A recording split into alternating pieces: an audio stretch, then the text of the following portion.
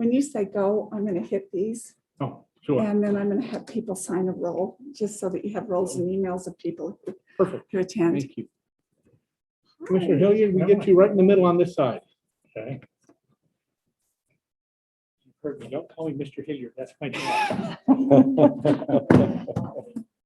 Lyle, we have you sitting on this side. Good, thank you. Commissioner Hill, when you said you were going to semi-retire to be with your grandchildren, that's what I keep thinking I'm going to do. Every time I turn around, okay, I'm going part-time.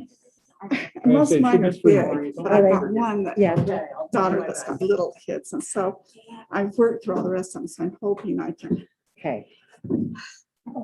Yeah, let's get you there. because mine range from, my kids range from 49 to 31. Uh-huh. There's a 19-year spread, so my last one's the one that's still got little kids. The rest of them are Oh, getting fun. big. Oh, so fun.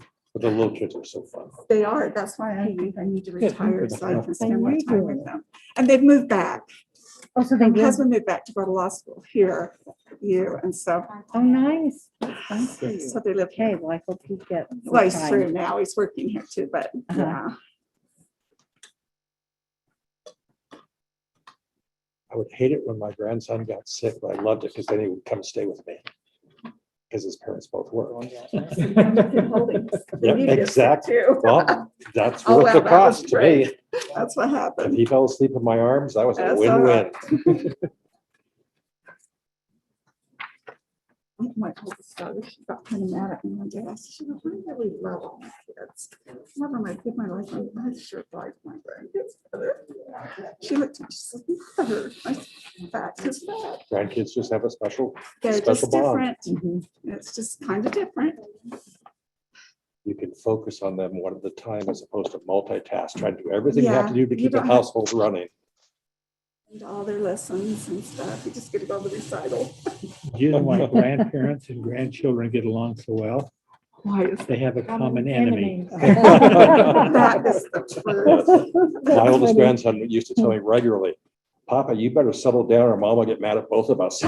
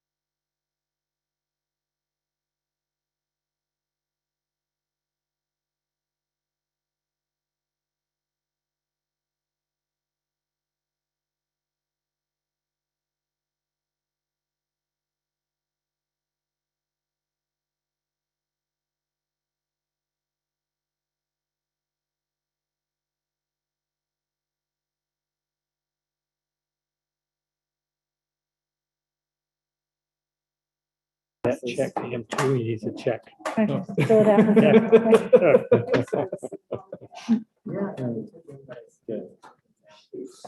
I have I'm absolute needy, confidence aren't I? in Karen Hill. I'll give you my check and let you write it for Oh, whatever you thank want. you. Thank you. Thank you, Lyle. I wouldn't say that to a lot of people, but I would you. So waiting on Commissioner Bishop. Jacob, you just went down to the. I'll tell you what's really You a didn't see challenge for me is Commissioner trying to figure out how much time it takes to get here. I know. Because the And it's traffic can different. be- It depends on the minute you leave. My joke always, I No. like to live far away. But we're also looking for. Oh, hey, there's Mallory. I don't know, the older I get, the more I follow the speed. Mallory, are you on a Mac or a PC? Okay, so we're using Quick Share. Have you used Quick Share before? Okay. It's supposed to be fairly easy to use. Famous last words. Exactly. We've got it to work twice so far with this. Okay. So, do you have just regular USB or USB-C? Yeah. Okay. So what you do is you plug this into your laptop. Okay. And then follow those basic directions. Okay. And then after it's up, you'll push it and it'll turn red and it will magically appear up there. Okay. But then we'll also have you log into the Zoom Right. so that people can see your screen online. And when it's time to present, you can either sit right here or stand, whatever makes you more comfortable. Okay. Great. So this is Scott Sandel. Can you hear me? Yeah. Yes. Sorry, Scott, we can. This is Lyle. Hey, Lyle, okay. It says the video part is disabled by the host, so I couldn't tell if you could hear me. I'll just stay on mute. We haven't quite started yet. Huh? You want me to enable the panelists to have video? Yes. Have the panel set here. Jeff, I have to tell you, my husband's been watching all of our Yeah, if you stuff want to online. change the note to say. Sorry, it'll be a I few more was minutes. surprised you persisted on the first one, but he just made a comment several times about how helpful and useful your numbers are. Numbers in the process. So I feel the same way. Well, I have, yeah. Just hope what I throw in is helpful. Oh, yeah, So absolutely. we'll give Commissioner Bishop just a couple more minutes and then we'll go ahead and start. The traffic can be hit or miss, and just, Yes, it can. the lovely Salt Lake Valley traffic, you just never quite know what it's going to deliver from day to day. They're recording, is that How what you far does want? he have to come? Is he up in- From Brigham City. Oh, my gosh. Well, I left early so I could take my wife to my daughter's in Centerville. But after I went through Roy, there was an accident and the Roy. Oh, was boy. shut So down. that may have.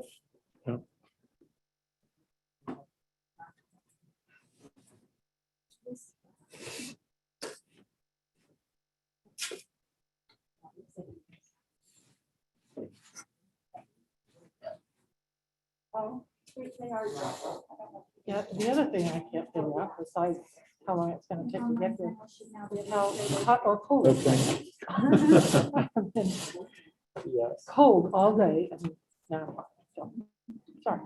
That's warm, but that's all right, I guess. Well, my wife has that problem too, but she says it always takes a sweater. It's Yeah, easier to get that's right. warm if you're cold than. Than it is to get, That's right. yeah.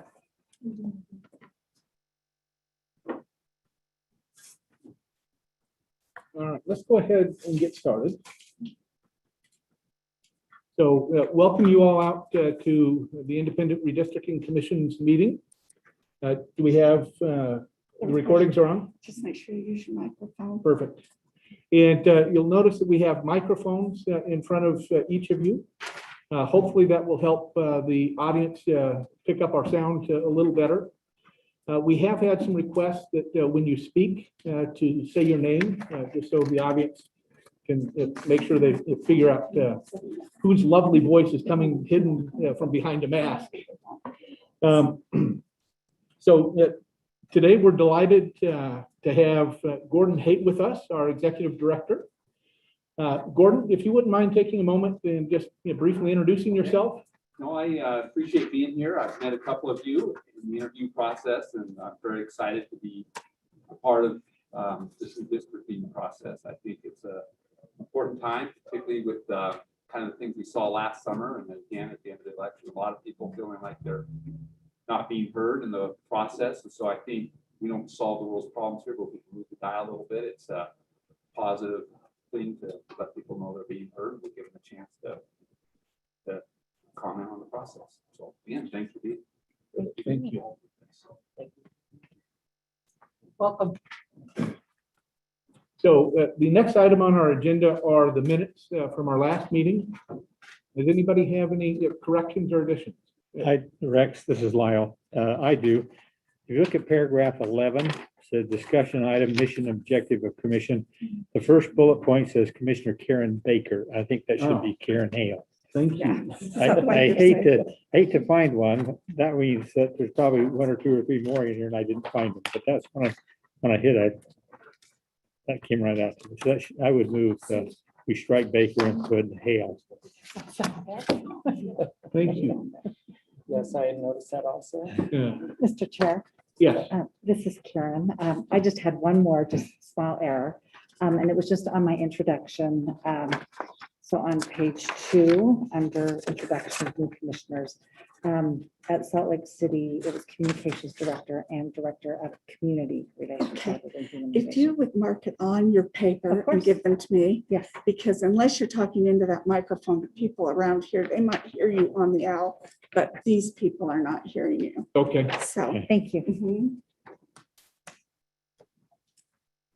Mhm. Any other changes, additions, corrections? I would move we approve the minutes as amended. Okay, Second. we have a second. Any further discussion? Hearing none, we'll call for approval. All in favor? Aye. Any opposed? Hearing none, the motion carries. Thank you very much. We're now at our fourth item on the agenda, the discussion about public hearings and upcoming meetings. One of the things that several of you have noted is that we needed to start having a little more clarity on how many meetings we're going to have, where we're going to have them, some of those kinds of things.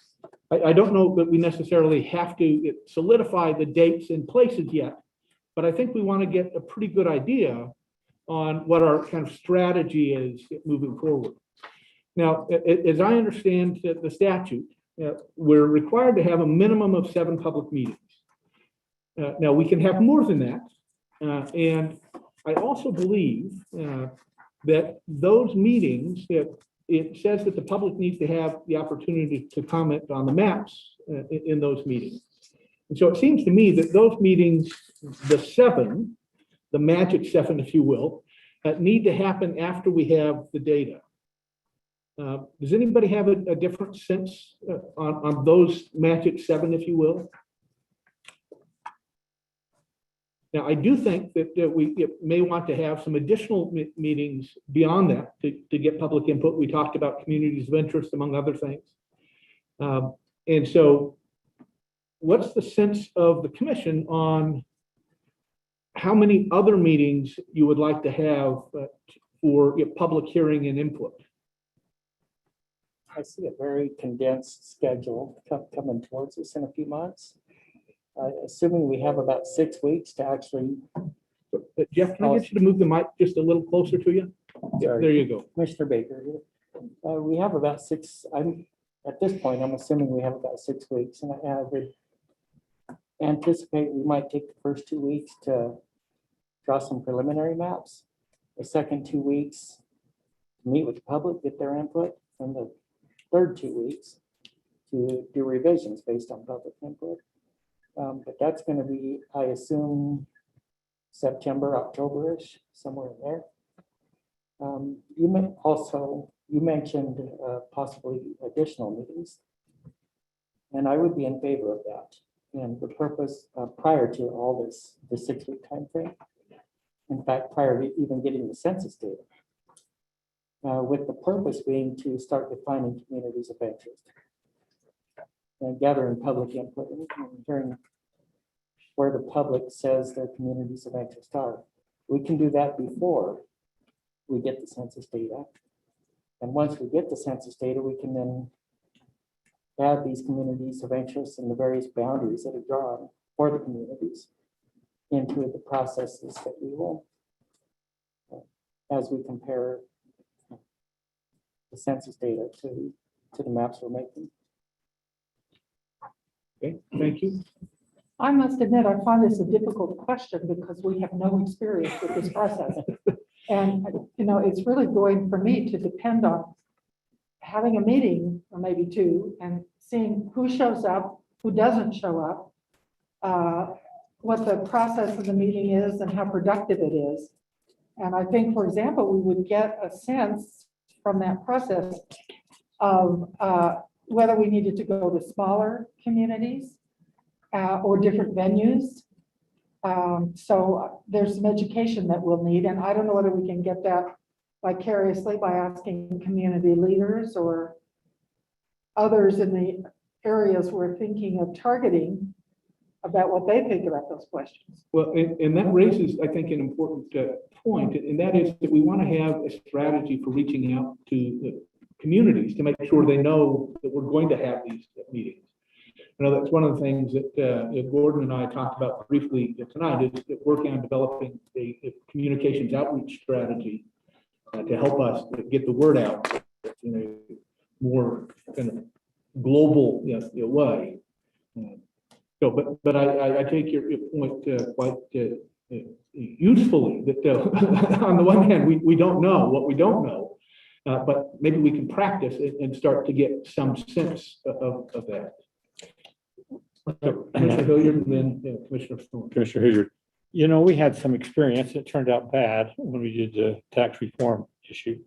But some of the things we did there that I thought was really well done, but people didn't listen to us, is the fact that we contacted the major newspaper and radio people well before. So they were talking about the website we had, where they get information, how they do information. And in fact, we would go to a community. For example, we had one meeting in Roosevelt. We went there early and met with the press.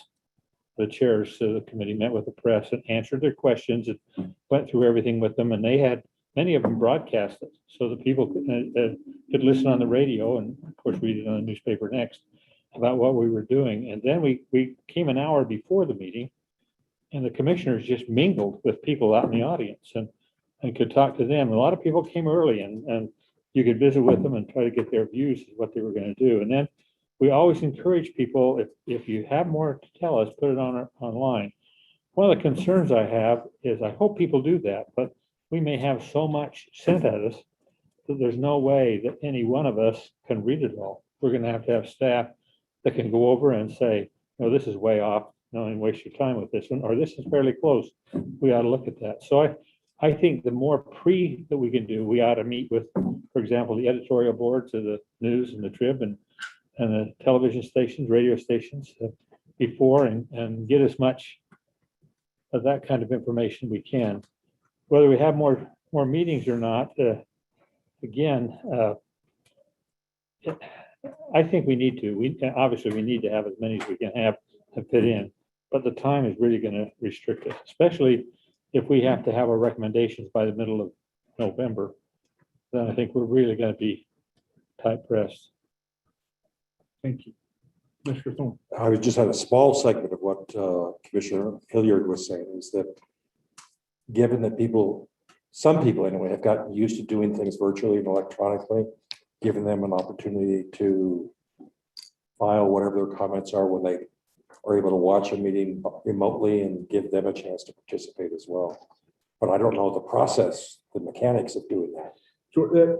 That's a good point to remind folks that we are allowing public comments to come in through our email address currently at uirccomments@utah.gov. Again, that's uirccomments@utah.gov.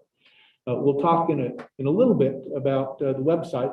So trying to have a mechanism through the website that we're creating that will allow for some of those as well. But I think the point that you raise is that we've got people that are participating online, and we want to make sure that we have a venue for them to get their voices heard as well, and not just the people that show up, whether it's Roosevelt or Vernal or wherever it is across the state. So, thank you. Commissioner Hamlin. Thank you. Yeah, just to, I guess, emphasize what Commissioner Baker said as well. I think that we can use this opportunity before we get the census information to become informed, to let the public take that time to inform us before we, set on our duty of crafting some maps. So I think that we have very little time, but if we can find a way electronically and in person to hear directly from the public before we really embark on the map making. So what I'm hearing is that there is a desire for us to have some public meetings prior to receiving the census data. And maybe what we need to do is maybe have a first shot, maybe sometime in June, and see if we can't work out some of the bugs perhaps. And then maybe in July and the early part of August, maybe have some more public hearings. Then getting ready so that when we hit middle to end of August and we start getting some census data, we can be ready to start drawing some maps, and then be ready to get more input from the public in a more condensed time period, as Commissioner Baker noted. Any other comments on future meetings and public hearings? For right, go ahead, Jeff. Commissioner Baker, I would like to see it laid out in a timeline format. I think that'd be very helpful for all of us. As you mentioned, even though we don't have dates yet for most of this stuff, if not all of it, it'd still be nice to see what's next, what's after that one, what's after that and that. Sequencing. Thank you. That's the word I was after, sequencing, the sequence of meetings and events and so forth. Okay, I'll go ahead and draw up a preliminary timeline with work with Gordon on that. And then we'll get that out to you here in the next few days so that we can start our conversation on making sure that we don't have to wait a couple of weeks before we start making some decisions on I public meetings. participated in a similar listening tour in another state, and there's always a question about what time of the day you hold the hearings, and geographically close enough that you can do maybe 2 or 3 in a day versus going out once and then come back and then go out someplace else and come back. So all of those kinds of things are options. You may want to, for example, hold an afternoon hearing in Logan, an evening hearing in Brigham City or something, so that you hit more locations than just the one, just one. and as done. much as we like Logan, we don't want to forget about Brigham City. Let's do it in cold. Let me, if I may, Please. Mr. Hilliard again. I think one thing that's important is when we have this meeting, we need to take some time at the beginning to outline what our criteria and what our guidelines are.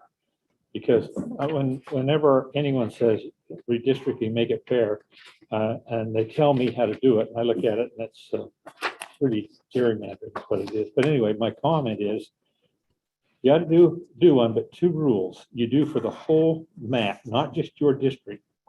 And number 2, comply with the federal and state laws. And if you do those 2, submit it, we'll be glad to look at it, see where it fits in. But a lot of people won't do that. A lot of people look just at their district and say, that's how it ought to be. Now you figure out how to do the rest, but mine's this way. And That's a really good I like that. suggestion. That would enable us to do much more productive work. To establish the criteria. And so part of what I'm hearing you say as well is that we want to, at the beginning of those public hearings, have an educational piece to make sure people understand what the criteria are. So that part of this is the educational piece, so that people understand what it means that we have to have equal population, for example, what contiguity means, what compactness it may mean, and those kinds of things. we used Pat Jones. She was not a member of the legislature at the time, but she was the facilitator of the meetings, and she was super. I mean, having somebody there in the meeting rather than one of us up trying to explain it all, having somebody with some credibility that can talk about what we're trying to do and why, and that, I think takes the pressure off of us. Thank you. under that would be, but Terrific, terrific suggestion. Other ideas and suggestions around public meetings and hearings that we want to get on the table at this point? I really appreciate the ideas of sequencing, among other things. And I think if we could start to select cities and or dates, not necessarily together, but so that we can block schedules out Yeah, to do those things. And then see if there's a geographic location that we've forgotten or just need to somehow pay attention to. so one of the questions that I have for you is, we've been tasked with holding at least 7 public meetings, and we've been identified specific regions that we have to hold those meetings in. And at least 2 of the meetings have to be in a class 1 or a class 2 county. So someplace, not surprisingly, we'll probably want to have a meeting here in Salt Lake County, one maybe Utah County. But do we want to have the kind of map to differentiate? I'm just going to call the map making public hearings versus the informational and educational public hearings. They're more complex than that, right? But do we want to have those all in the same cities, or do we want to have one set of cities for the educational piece and another set of cities for the map making piece? I think we need to do them together. If we end up having a 4-hour meeting, so be it. I think they need to be together. I tend to agree with that. Wouldn't it be determined by when you're having these meetings? You're not going to be ready for maps until. That's right. Yeah, we won't be ready for But you maps could until get input in these September. places Yeah, now. yeah. One idea I had as I was thinking about it, we can use the maps they did 10 years ago and say, just looking at population, these maps will not be able to use now because population has changed. But if you take that, especially I think for the House and Senate districts, I think you probably have more kind of massaging those to get where you are than the congressional district. The congressional district, the big decision is going to be, do we do a donut or do we a pizza type thing? They're 2 dramatically different ways to approach it. Thank you. Other comments? Okay. I appreciate your feedback, and it's important, especially as we come to the next item on the agenda. We were approached by members of the legislature asking us if we would be willing to adjust our timeline a little bit. We have with us online Senator Sandel and Representative Ray, as well as Jerry Howe and Tom Vaughn from the Office of Legislative Research and General Counsel. And so I'm going to ask, I'm not sure if Representative Ray, if you or if Senator Sandel want to kind of lay out the idea or the proposal. All right, thanks, Rex. Scott, do you want to do that, or do you want me to do that? I'm okay either way. Paul, you decide. Okay, I'll start it off, and then Scott will let you fill in everything that I miss. So what we have realized, we're looking at a contract with a company called Esri. They do a lot of mapping, have probably some of the best products out there when it comes to mapping. Currently, what we've been told by the Census Bureau is not to expect the refined data that we can actually do maps off of until September 30th. So that would have put us basically at October 1st to start the redistricting process with map drawing. With Esri, the Census Bureau is going to do basically a raw data dump called legacy files. They are going to release those August 16th. Esri has the toolbox available that we could actually use their software and refine that information and actually have what we need for mapping ready by September 1st. And so what we're looking at schedule-wise, if we waited until October 1st to start this, we're looking at a special session pretty much during the holidays, sometime between Thanksgiving and Christmas, which puts our county clerks at a bind because they still have to just figure out precincts and decide those things. So what we would like to do, and that's why we're coming to you, we've spoken with Rex already, is we would actually like to, by using that tool, and if we have the information September 1st, move the deadline that we already had changed for you, we went in originally had a report due in October, and during the session, because of the pandemic and the delays, we changed that to no later than November 15th to give your final report. We would like to actually move that up to November 1st. So basically, we're getting an additional month, which gives an additional 2 weeks on top of what you're already planning to allow you to have those meetings and do the map drawing, so that we could have a special session right before Thanksgiving, get that information wrapped up and over to the county clerks in time for them to get it done before they start the deadlines for filing and signatures and those types of things. So we're kind of splitting the difference, giving you an extra 2 weeks and yet moving up the deadline to November 1st so that we can get our job done, which buys more time for the county clerk. So that's kind of what our request is we can do that in a special session coming up next week. We've got a comment or a question from Commissioner Thorne. Can you help me? What's the difference between the refined data that you said is going to be available the end of September? Right. Or, yeah, and what's available in August? I mean, we're talking about drawing maps based on the August data. What's the difference qualitatively in data? And Hey, Jerry, do you want to answer Jerry, that? yeah. You make it sound a lot more simple than I can. Yes, I'm happy to answer that, Judge Thorne. The difference is that when the census releases that data, it's a little more complicated to get to the bottom of it, but the actual data is identical. okay. So it's more refined in terms of being able to look at demographic data as opposed to just population data? Is that? No, it's the data release is about the numbers in each of the census blocks. The way that the census just believes that, the September 30th data, they can clean it all up, make it user friendly, but they know that the states are really pushing them to get data sooner.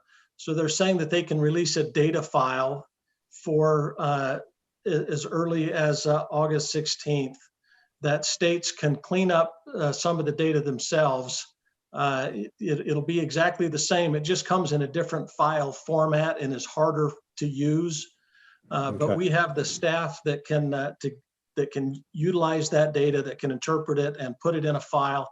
And we also have the Esri team that is willing to do that for us as well. So we're very confident that we can interpret that data early, have it for September 1st, and it will be the very same data, identical data in the census blocks that would be released on September 30th.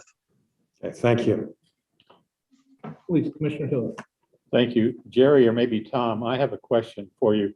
I heard on the news the other day something about when the census was completed, then there was a new factoring thing that went into the census that ended up giving, like New York and California, a much higher population count. Some way they'd figured it. And so when we got the figures that Texas gets 2 new congressmen and California loses 1 and New York loses 1, that was after these new figures had been put in. The question was, where's this coming from? And if they're doing it in those states, are they going to do the same thing in Utah? Do we end up maybe getting a different count? So we're going fully planned on 4 congressional districts. But if there's something done to change those figures, there's an outside chance, I guess, that we could have a 5th district here in Utah. Jerry or Tom, do you know anything of what I'm talking about? I don't really believe a lot of here on the news, whatever I hear, but I just heard that and it gave me some concern about what we're trying to do. Tom, let me take a crack at that. And if you've heard something, please pitch in. I've heard a lot about the census using a differential privacy tool to protect the privacy of individuals. I've not heard anything about the census data's apportionment data being wrong or incorrect or needing to be changed. Yeah, I agree. I think that that's either a mischaracterization that somebody made on the news or a misunderstanding. The differential privacy, which is going to add some noise to the data and make it less accurate, wasn't done prior to the apportionment. It will be done after the apportionment. So what that means is the numbers that we got for reapportioning are accurate. The numbers that we are going to get after the fact, when they create a little noise to protect privacy, are not going to be 100% accurate on purpose. And there's a lawsuit going on that several states have have chimed in on, our state has chimed in on it as well, questioning whether they're going too far with that differential privacy. That differential privacy will affect the data that comes out in August as well as the data that comes out in September, but it doesn't have any impact on the reapportionment at the congressional level. We don't have staff yet, Tom or Jerry. I would just appreciate if you see something that would indicate to us that we need to be concerned about a different alignment of 4 or 5, that you let us know immediately. That would be a nightmare. I think we found out in the middle of September, we had to have. Sure, and we will have some conversation about the census, here shortly. We have a guest speaker that will talk to us more about that and help us understand a little bit more about that process. Other questions for Senator Sandel or Representative Ray on this issue of moving the timeline, essentially shorting us 2 weeks from what we had thought we might have. I mean, I know I see some worried looks on your faces. Yeah, Commissioner Baker. Yeah, Commissioner Baker here. I know that we're facing losing 2 weeks of our available work time. And this might be a tall order if it were to happen. But is it possible to take the subsequent events after redistricting and move those downstream by 2 weeks across the board? Events such as signature gathering, the convention dates, the primary elections, programming of ballots at the counties, caucuses and so forth. Could those all just be moved downstream by 2 weeks? Yeah, you're actually not losing 2 weeks, you're gaining 2 weeks. Because if we wait until the October 1st, when it's going to be released September 30th, that's the deadline you're working off of right now. So what's happening is we're actually making, through our contract with Esri, we're making it available for your commission. So you're actually getting it a month earlier. So you're able to start a month before you were planning. So you're actually gaining 2 weeks. You're actually not losing 2 weeks. So the glass is certainly half full for That's what I'm Representative Ray. saying. As long as it doesn't break. Yeah, this is Tom. To clarify, what Representative Ray is saying is, because you're going to get the data a whole month in advance, the legislature is saying, look, that's going to be helpful to us. We got a whole month. Will you give us 2 weeks so that we could have our special session 2 weeks early? But the other half of that month, 2 weeks, is more time that you have to use the data to draw maps before it comes to us. So So we're it's both more gaining time with 2 the weeks. data, but it's not more time. Yeah, yes. It's So more we'll time get with the access to the data, data correct. sooner than we otherwise would have. Yeah, you're getting more time with the data. That's accurate. Yep. Commissioner This is Hill? Commissioner Hale. Yeah, and I guess my concern is just providing adequate time for the public.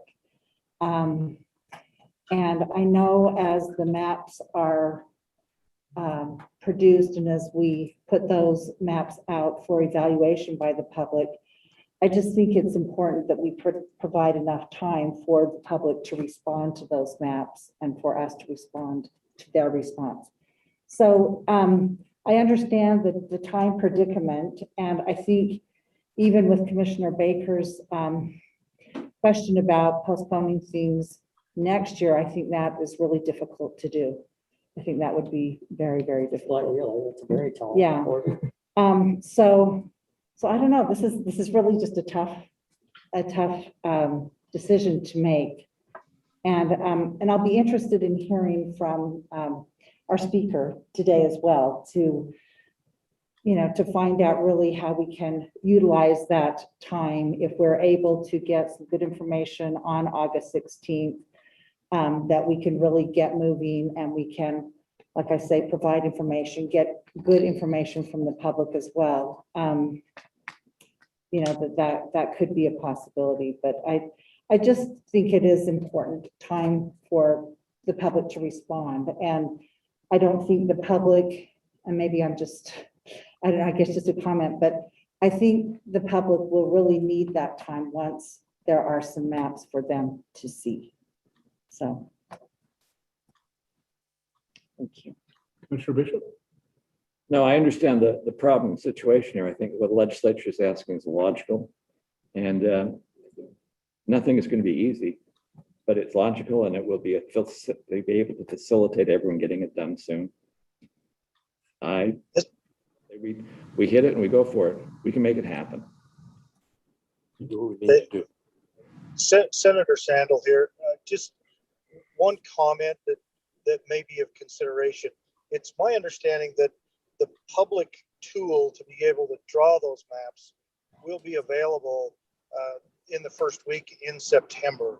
So we're going to actually increase the ability for the public to do that by a month. And I think that's really important. Thank you. Other comments? I think there's enough reason to say we'll do our best to meet those new deadlines. And if the data ends up being contrary when it's released finally, then we'll have to regroup. But Commissioner Baker? Commissioner Baker again. We've been talking about a August 15 or 16 date for the initial release of the data. For the delivery of the data by the Census Bureau, Yes, the legacy. the raw data, Yeah. the preliminary data unformatted. And we can work with that, and that's fine. My concern is what happens if census does not meet that deadline? What happens if we turn the data loose September 30th? Do we have a contingency plan?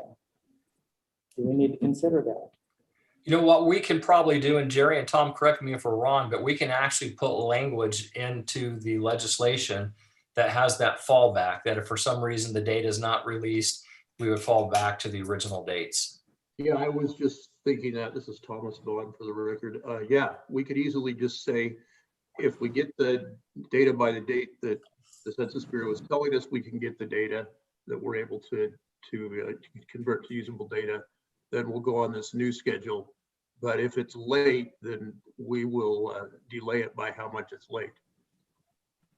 We could easily draft that in a bill for this special session next week.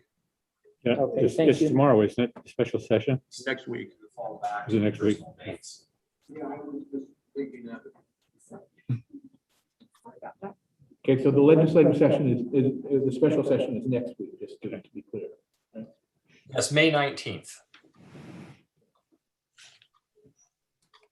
So I'm getting some sense that while we would prefer to have as much time as possible, that there is some sense that we will do our best. You need a motion. I think it would be nice to have a motion. I move that we set our time based on these new changes to start the time. You need me to give the details, or maybe you can give me the details. We need the motion. So I think it would be that if we receive the data by the 1st of September, we will be able to hit a deadline of November 1st. And if we receive the data late, the deadline would move with however late the data is in its delivery. Okay, that's the motion I make. in second, Okay, any further discussion? Okay, hearing none, call the motion. All in favor? All right. All right, any opposed? Records show you and I voted together. So the motion carries. Senator Sandel and Representative Ray, we hope that we're all able to work together on this, and we're committed to doing all we can to as Commissioner Hale said, make sure we engage with the public as much as we possibly can. So thank you. Thank you, guys. Thank you. You bet, Jackie. Thank you. Thank you for your consideration. We're looking forward to it. Thank you, Senator Sanders. All right, at this point, we'll take a brief break and we'll have our presentation by Mallory Bateman, and I'll introduce Mallory after the break.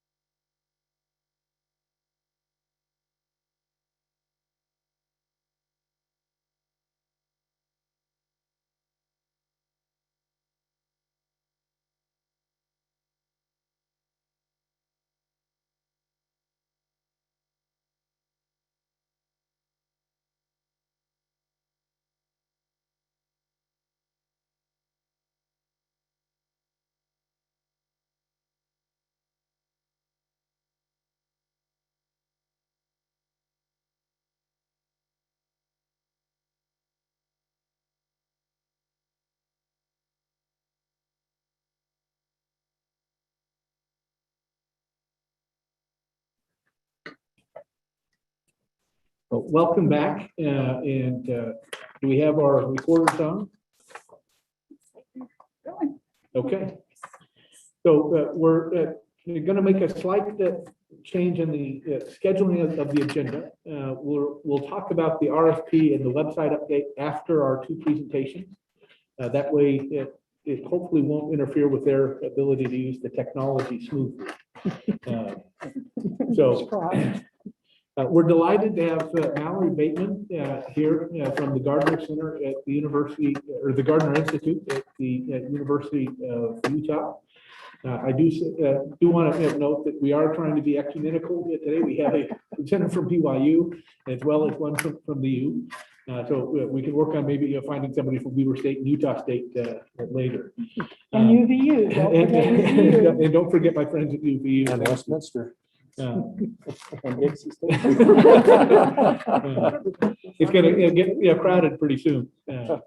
So anyway, we're delighted to have Mallory with us. She's been one of the heads of the state's Census Bureau kind of efforts to get the word out and get it correct. If I can kind of summarize that. So I'll go ahead without taking any more time away from you, Mallory. Give the floor to you. Okay, so we can actually get through some of this a little quicker because there is some similar content to what you guys discussed earlier. Okay. Well, I'm Mallory. We'll do this. I'm Mallory. I'm a senior research analyst and the State Data Center coordinator at the Gardner Policy Institute. The State Data Center is a partnership program with all 50 states, DC, and the island areas, and the Census Bureau, just kind of having a local person that helps you out with the data for the program. I've provided links to everything that I'm going to share in here, so I'll share it out with Facer, and he can share it out with you. And then if you have any questions, feel free to pop in, but I know that you all want to keep the meeting at a reasonable time, so I can also answer questions after the fact. So just the basics of what the Census Bureau does. They're a leading provider of quality data about our people and the economy. The decennial census is obviously kind of the thing most people know it for. They do a lot of other surveys. The American Community Survey is one that comes up annually and provides insights into the characteristics of the population. They do operate under Title 13 and Title 26 of the U.S. Code, which mandate the protection of data to ensure confidentiality, which is part of why they are looking at using disclosure avoidance with the 2020 data. The state totals are invariant, so they are held constant. Everything else, needs to work within that state total. So that's one thing to consider with that differential privacy. I I'm just wondering what the state requirements are. Take the mask off. Yeah. Okay. Sorry. You've actually No. did it. Thank I you. am. We're all I'm clear. So we'll move ahead. I know you guys talked about geography a little bit last week, but just to provide some geography basics, we set working with Census Bureau data. We have the statistical geographies of the blocks, which you all are going to be very familiar with. At the end of this, block groups are groups of the blocks, and then census tracts. We work with those pretty frequently at Gardner. They're kind of more neighborhood referencing, hopefully around 4,500 people, but can be anywhere from 1,200 to 8,000 people. And then we've got the legal geographies of places, is what they call cities. So you might see the place file, it's kind of silly, but, and then county and state. I do believe that the Salt Lake County townships are in the places. That was a fun adventure this decade because it's a unique geography to the state of Utah and nowhere else in the United States. Yeah. So my colleague Natalie Young at the Institute ran an analysis of the census geography. So we have those shape files that are publicly available already. What the 2020 numbers are going to fit into with the space. Addresses are the basis of this whole effort. They need to know where people live in order to count them. And there are other efforts for people without traditional addresses or people without an address at all. But I brought copies of this report if this is of interest. This just provides a high-level overview of the changes in blocks, block groups, tracts, new places that were added. This map highlights the tracts at the city level, just to kind of let you know all the places that had changed. It could be due to population growth or decline, creating those new boundaries. And the blocks did get cleaned up between 2010 and 2020. There were a lot of areas where like a grassy median became a block and could not serve any statistical purpose. So those were removed in this cleanup process. So we have a lower number of blocks overall, but don't worry, they're representing spaces with people in them now. This just looks at the tracks by county level, and you can see big numbers in Salt Lake. In the areas with more population, you need to cut up the space, and a little bit more than in places with smaller populations. Just as a reference, along the Wasatch Front, so Utah, Davis, Weber, and Salt Lake are 75% of our state population, and that remains true. At least looking at the estimates that we'll get the real answer to in August, but there's very different population and geography dynamics in those 4 counties compared to the rest of the state. Let's go to, so changes throughout the decade. These come from the Utah Population Committee estimates that we administer. And sorry about this. So on the left of the screen here, we have the absolute population change throughout the decade. These will be revised when we get those 2020 redistricting numbers, because that's our first opportunity to look more at the community level. But you can see we estimate that Utah County actually had more growth than Salt Lake County throughout the decade, over 150,000 people, Salt Lake County around 130. And then you have Washington County and Davis County with around the range of 50. And then you have a couple other hotspots with Weber, Cache, Tooele counties. Wasatch County actually popped nationally due to its rate of growth.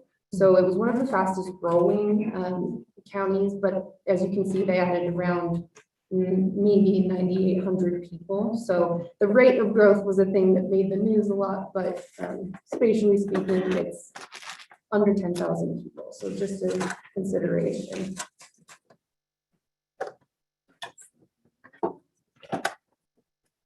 There we go. So we also do sub-county level estimates at Gardner, and those just focus right now on Salt Lake and Utah counties. These are using those census tracts that I mentioned before. Darker green areas indicate higher growth throughout the decade, and then the red areas indicate either a decline or lower growth. So we have Salt Lake County on the left and Utah County on the right. Is that growth in absolute or percentage? So this is absolute. The next slide will show you the percentage.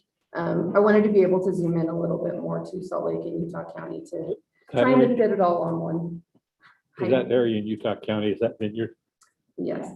Yeah. So Could I just ask, are these maps in your report? they are in another report that are. It's just that they're very hard to see. Yeah. Yeah. Okay. The link at the bottom can get you to the page, good. so I'll make sure you can have access to that, and you can kind of play around with the metrics in this interactive. So this is just a tableau. You can see the red spot in Salt Lake County. It's kind of the area of the prison. We have there a group quarters layer, which is also important for you to know about group quarters. Dorms, prisons, areas that aren't typical housing units. So there was a decline in the population of the prison that makes that bright red spot. We can go to percentage, very similar looking map. Communities in these areas were also popping in the national rankings throughout the decade with the Census Bureau estimates looking at city level. So places like Vineyard, Harriman, South Jordan, West Jordan, Lehigh, I think that's my list, made appearances in the top 10 list for rate of growth or change. There were no places in Utah County that is pink. You see pink in Salt Lake. There's one little sliver in kind of in the middle. If we were in the state, we'd be at like Levan, Utah County wise, but yeah, and I didn't click on that one specifically, but I can get you more information after this, if No, that's helpful. But yeah, a lot of growth in Utah County. Unfortunately, we don't have these available for all the counties in the state, but I did want to provide you this insight since we do have this unique asset. So to get some high-level insights, obviously the apportionment number came out August or April 26th, put us at 3,271,616 residents. We were the fastest growing state. Due to how they calculate apportionment, we weren't in the next top 10 of states that could have gotten another representative. And that is consistent with analysis that was done throughout the decade. We weren't really popping on any of those maps, despite our fast rate of growth. Texas added like a whole Utah worth of population, and we added around 500,000 more people. So just scale wise, just another point of reference. Oh, I'll also throw out, so the estimates that go on throughout the decade, the Census Bureau estimates were within 1% of what our total count was. And the Utah Population Committee estimates were a little bit better at under 1%. So we were very proud. Our Utah Population Committee, we both use vital records with Census Bureau and Utah Population Committee vital records, but then we have the space to add in a little bit more local insight and nuance. And when the Daggett County Jail closed, we could plop that in and know about it really quickly, and it takes them a little longer. So it was nice to see the work make sense. Another thing that was released with the apportionment that wasn't quite as flashy were some operational quality metrics. The Census Bureau knows that people are concerned about the accuracy and how the operation went with COVID and all the changes and twists and turns that occurred throughout this process. And so the number of addresses increased by about 240,000. So we added a lot more addresses now, obviously with the growth that we had. 99.9% of our housing units were accounted for either through self-response, which we had the 10th highest self-response rate in the US. We did pretty well, and we did better than in 2010. The Census Bureau does want people to self-respond because otherwise they're relying on hoping you answer your door. And if you don't answer the door, maybe going to a neighbor or a landlord. I think that was around 17% of responses were a proxy, so asking someone who might know. And then there were some administrative records used, and those were predominantly for finding vacant housing units. So they weren't really resolving anything other than saying, we don't need to keep this house in our workload because it's empty. I'll also throw out that there were some concerted efforts to account for college students, because obviously with the timing of COVID, that impacted our college communities pretty significantly. They had an ongoing operation with, dorms and university-owned facilities, but then there was an extra effort to find any student because not every student was on campus. And so there was a pretty intense follow-up from the Census Bureau to try to make sure all those university students were accounted for. Recommend this as a resource. Go get some copies printed of this. It walks you through all of the terms and variables and everything that you're going to be dealing with the redistricting data. And as was mentioned earlier, that legacy format is going to be released mid-August. I looked it up just when that earlier conversation was occurring, and it's a text file that can be combined with the spatial files. And I know they have been working really closely with Esri and other big mapping companies to make sure it's going to sync up, it's going to work.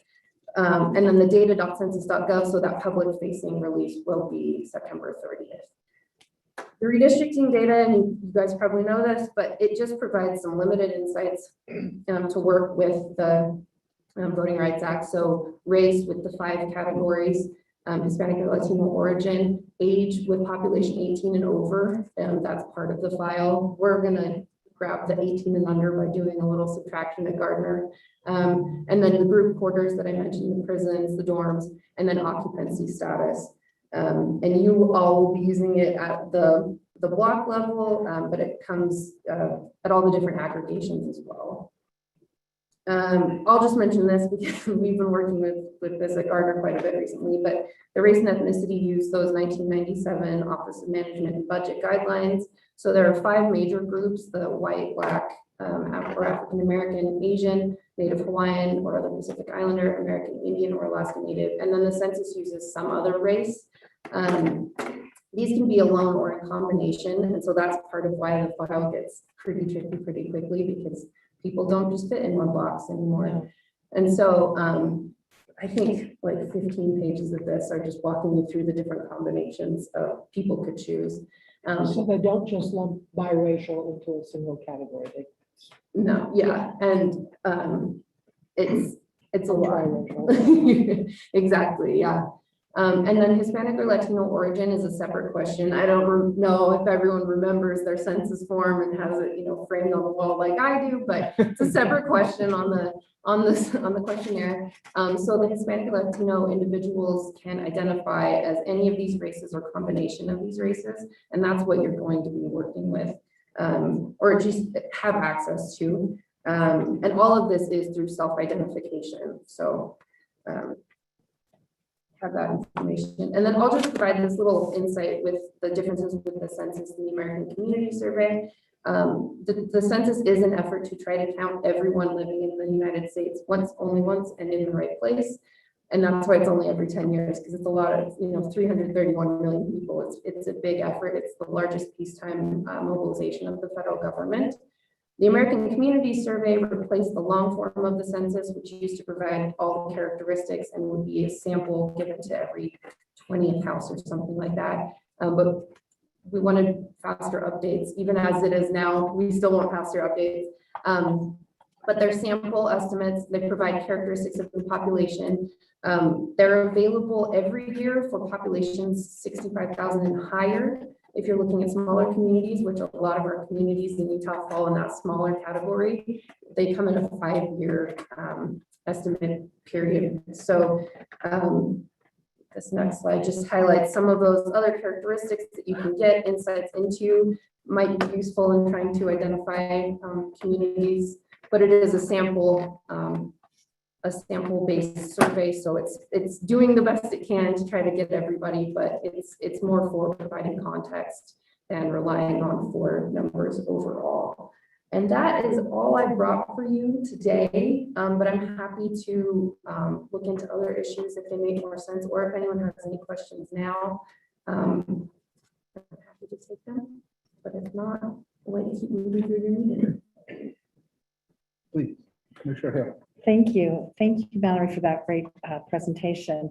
Just a question too. I know you've worked very, very closely with the Census Bureau, and are you fairly confident that the Bureau will meet those dates that they've described in all of their information that they've been giving out, that they will meet the the August 16th date and then the September date as well? And we were hesitant about it as well, because our population projections need those numbers, and so it changes our whole timeline.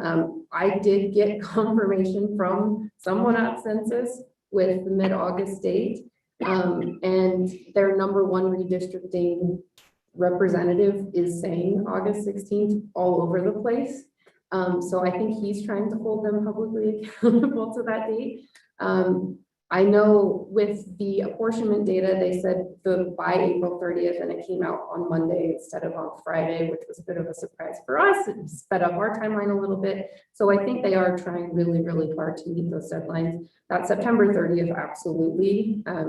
But the 16th, I know, was the result of comments made in some of those lawsuits. And so I feel like 97% on that, but I feel like this census process has been filled with so many unexpected twists and turns that I'm a little gun shy maybe. Thank you. Thank you. And given your work on this, do you have any advice for us on how we can use your information productively? I think kind of setting up your framing and understanding the context of the places that have grown or changed. We do have a couple of our more rural communities where there's been a little bit of population decrease. So that's another thing, you know, everywhere we are a state that grows and has traditionally grown, but it's not throughout the whole state. It's in certain spaces. And just know that there is a lot of kind of contextual information out there, and we're happy to try to point you to helpful tools. So Excellent, thank you. Commissioner Bishop? I do have, I don't know if you know the question answer to this, or if you were able to find it out, but it's returning what Jeff presented last time. Where there is a census block or tract that cuts through a piece of property and or home, how does the Census Bureau equate which side of the tract, which side of the property the person will be counted? that I am not really sure. And I think differential privacy this time might blur that a little bit more, make it a little bit more complicated. But I guess I for the can look maps, into the it. maps that he was showing, Mhm. which is difficult then for the counties to try and do precincts. Mhm. If it goes through a property or a house, there, I'm hoping that the Census Bureau has a consistent response on how they count it, where they count that, on which side of the line they would count that. I can reach out to some people at geography. I know that was also part of the cleanup. They were heavily reliant on recent aerial imagery, and we're trying to make things make sense. So I know they did put a lot of effort into at least trying, but I'm sure there are going to be a couple instances. So I can try to find someone at geography to reach out to and get an answer for you. Okay, thank you. And I have reached out to Census, but have not heard back on that specific issue yet. So, thank you. Like going back to the dates that Commissioner Hill brought up. 10 years ago, the census released the data 5 weeks Mhm. early. What is the chance of that happening? Not so much 5 weeks, but if it arrives early. Have you seen any indication that they may spring it on us early? In some of the webinars I've been in, different elected officials or people that are doing this work pushed on that. And it sounds like the 16th is kind of the earliest to expect. Okay, But yeah, I think the 16th is a pretty good date. and that's a fingers crossed scenario. Yeah, I think they're pretty confident in it, being able to get it out, so. Commissioner Hill?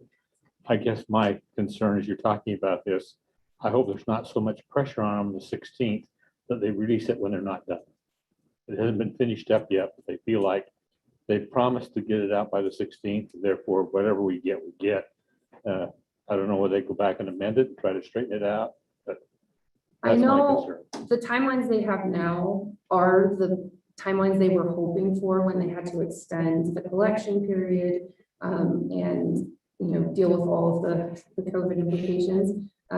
There was that push at the end of the year to try to get that apportionment number out. And thankfully, they got the time they needed to process the data. They're putting out a lot of content saying that they feel confident about their process. And they have a whole series of blogs if you want to get into the more technical details. They're easy to read, but they do pack a lot of information. So I can point you to those as well. Thank you. Any other questions? Thank you very much. This has been very helpful. So thank you very much. We Thank appreciate you. it. And you'll forward your slides and things to the chair. Thank you. Yes, absolutely. We'll get those out to you as soon as we get them. So we'll now make a technology transition. So we next have Tyler Jarvis, who is a math professor at BYU. And Tyler has done some interesting work. One of the things that you may recall from the statute is that we're tasked, it's the white one. Tyler, the white one. Yes, the larger white one. Yep. We're tasked with using the best scientific methods to evaluate our maps as well. And one of those, there's been a lot of advances by mathematicians and other statisticians looking at how to evaluate maps. And Tyler has done some of that for the state of Utah. And so I asked him to come and share with us a little bit about how mathematicians think about gerrymandering and evaluating maps. So Tyler? Just a second to get disconnected here.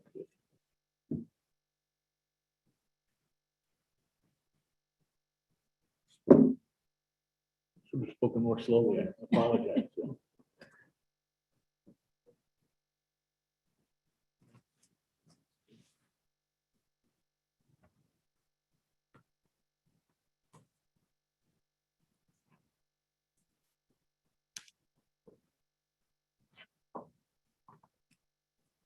There we go.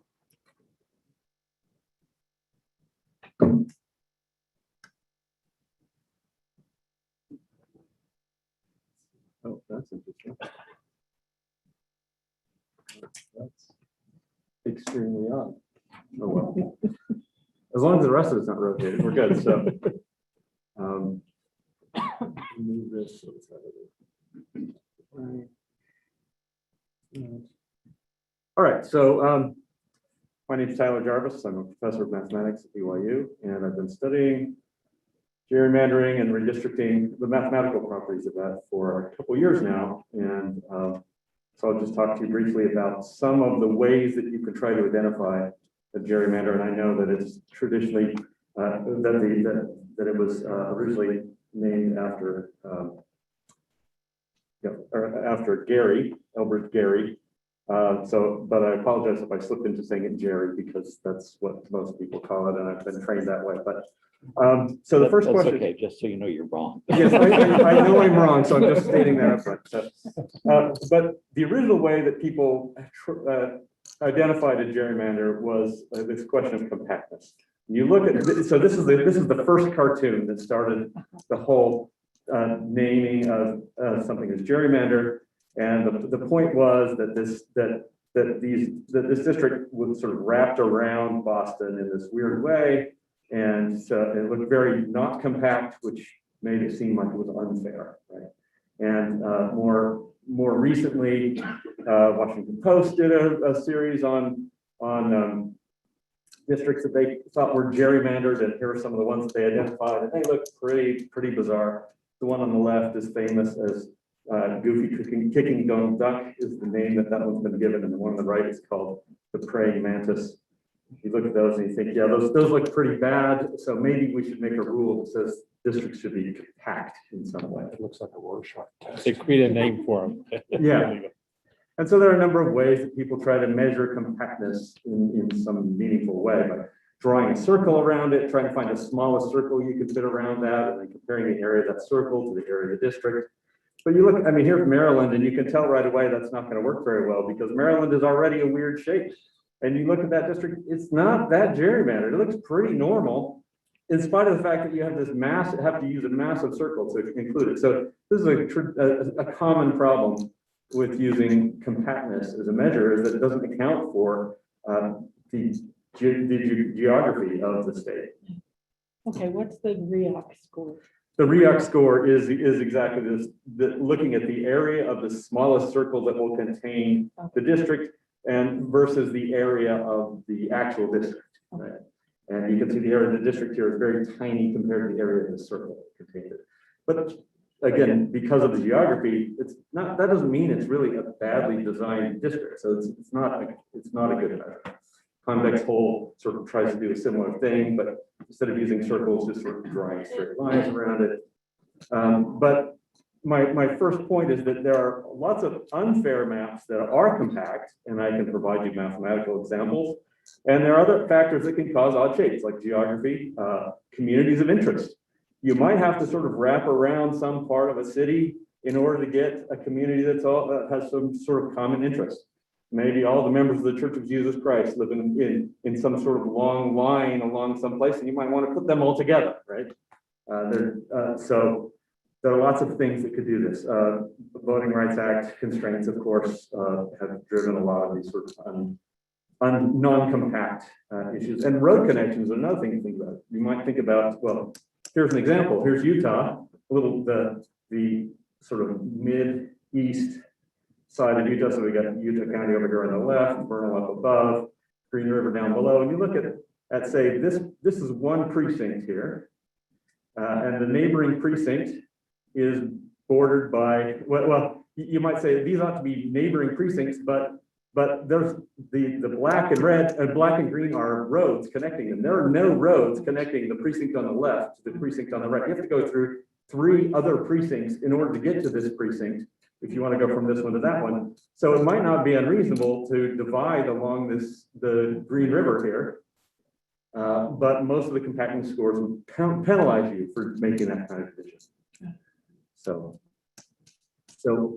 compactness overall, I think is a bad standard, although it doesn't mean it's an unreasonable thing for you to incorporate, but it doesn't tell us whether districts are gerrymandered or unfair or not, right? So what you're saying is it may be a starter consideration. Yeah, right. And but it has to be in refined. particular, I think the statute for this, that set up this commission mentions that things should be reasonably compact. But it's not a good measure of whether the maps themselves are fair or not. But it does, people tend to react very viscerally when they see something that looks like Goofy kicking dog duck and saying, there's no way that can possibly be fair. So you probably don't want to draw non-compact maps, but that's not the same thing as saying no. Maybe more reasonable is to look at seats versus vote shares. So for the rest of this presentation, I'm going to focus on the 2011 enacted maps, just as an example, and I'm going to use the Utah Senate 2010 race. This is Mike Lee versus Granado. Because it's a statewide race, it's a pretty typical race. Neither one of them was an incumbent. There are a lot of reasons to think that this is a good way of measuring Republicans versus Democrats in Utah in 2010, which was the nearest election to the actual designing of the map. But through all my analysis, this is just an example of how you can do the analysis, and I'm not trying to make a statement about whether something was or was not gerrymandered. That's something for you to decide. But a naive assumption you might make is that seats ought to be proportional to the vote share. So if we use this Senate race as a way of classifying these, then we'd say 65% of the state was Republican and 35% Democrats. And you might say, oh, maybe that ought to be true. But the next thing I want to convince you of is that fair is not the same thing as proportional. That it's completely unreasonable to expect that you should have 65-35 split in seats just because you have a 65-35 split in vote share. Why is that? Well, here's an extreme example. If every single household is divided, if my daughter votes differently than I do, and that happens in every single household in the state, then no matter how you draw your districts, every district is going to be 65-35, right? There's no, well, unless you draw the lines right down through the middle of the house. But barring that, right, there will be no way to draw districts that are anything other than 65-35, and therefore they will all go to the majority, regardless of how that's defined. So Massachusetts is an example where it's not exactly that way, but it's uniformly distributed enough that it's actually impossible to draw a map in Massachusetts that gives any seats to the Republicans under the current distribution of Republicans versus Democrats, because they're just too uniform. Anywhere you draw your districts, you're going to get more Democrats than Republicans, even though about 34% of the state is Republican. So you're looking at 1/3 of the state is Republican, but they don't even get 1/9 of the representation. But we can't call it a gerrymander because it's impossible to draw. You can actually mathematically show it's impossible to draw a map that will give the Republicans any seats. So this is a problem, right? You can't just say, here's a number that we have to hit. We have to be more subtle about this. Here's the alternative extreme. I just sketched up sloppily, but you can see the idea that if things are laid out in the right way with a 65-35 split, you can actually force 2 of the 4 seats to go to the majority. So on the left-hand side, so each of these 2 blocks are 25% of the population, and the rest and then 50% here in this big rectangle, there's no way to draw contiguous districts other than to make the 2 ears be separate districts. You just can't avoid it because of the geometry. You can do whatever you want in the middle, but those 2 ears have to be independent districts. And the result is that they will both go to the minority. So geometry, geography, and the way the parties are laid out play a big role in what you could get. So in Utah, we can prove that it's impossible to have more than one Democratic seat among the congressional seats. So we got 4 congressional seats. At most, one of them could be a Democrat. So the question you might ask is, what's fair or reasonable? Should it be 1 or 0? And maybe more subtle would be to ask not just whether you're just over the 50% line or just under the 50% line, but what should the vote share distribution be in that one district that is the least Republican district? So traditionally, the way people have tried to identify what's fair and reasonable is to generate some kind of single score based on some kind of abstract argument. They make an argument about some sort of imaginary uniform swing curve, and if we have time, I can tell you more about that, but probably you don't want to hear it. Or they make an argument about wasted votes and balancing those. And those all sound reasonable. So the uniform swing measures are these partisan symmetry scores, and efficiency gap is the one that uses wasted votes, and they sound reasonable when you look at them. The problem is it's easy to come up with examples of districts that look bad according to those scores, but are in fact good, and vice versa, that look good according to those scores, but are in fact bad. So these theoretical scores are not actually very good measures of what is fair. So more recently, about 2013 was the sort of beginning of people realizing that we now have computational power to do something that we couldn't do before. And this is the idea of building massive ensembles or collection, large sample of possible plans. So the space of the collection of all possible plans that you could draw for Utah is astronomically large, by which I mean probably, we don't know for sure, but there are probably more possible plans you could draw than there are particles in the universe. So we can't possibly look at all those, and trying to come up with a clever single score that will sort of comprehend that is impossible. But what we can do is draw from that collection a large number of representative plans. So you want to draw plans that don't use any partisan information, that meet all the stated requirements. So in 2011, the only requirements were population equality up to 1%, contiguity, and relatively compact. Try to do that, and the good thing is now with massive computing power that we have that we didn't have 10 years ago, we can do that. We can draw 1 million plans. I mean, it takes my supercomputer at BYU about a week to draw 1 million plans, but we can do it, right? And then the idea is look at all those 1 million plans and compare them to the plan that you want to compare, that you want to examine. So this is probably technically not good. So here's an example. So the 2011 congressional districts, 1 million plans that we drew, and then we just look at how many seats go to the Democrats versus how many seats go to the Republicans. And you can't get more than one, but you can get 0. So 40% of that 1 million plan had 0, and 60% had 1. Now and the enacted plan had 0. So is that an unreasonable thing for the enacted plan? Well, it might be better to zoom in more at the least Republican district. So let me tell you a little bit more about this figure, because it takes a little bit of, it's not perfectly self-explanatory.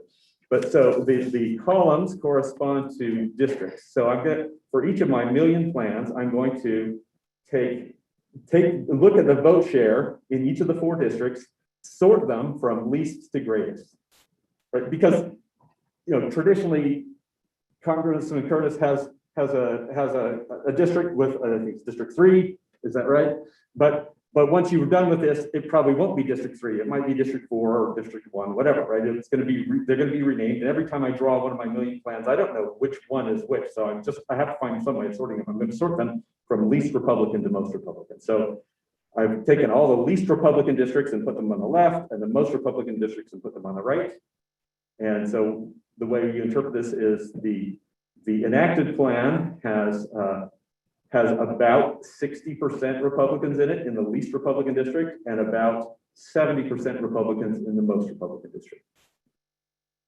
And these blobs indicate the distribution of all those 1 million plans. So you can see there are there's a lot of mass down here at the bottom, indicating that a lot of those plans were below the 50% line, meaning that those would have gone to a Democrat.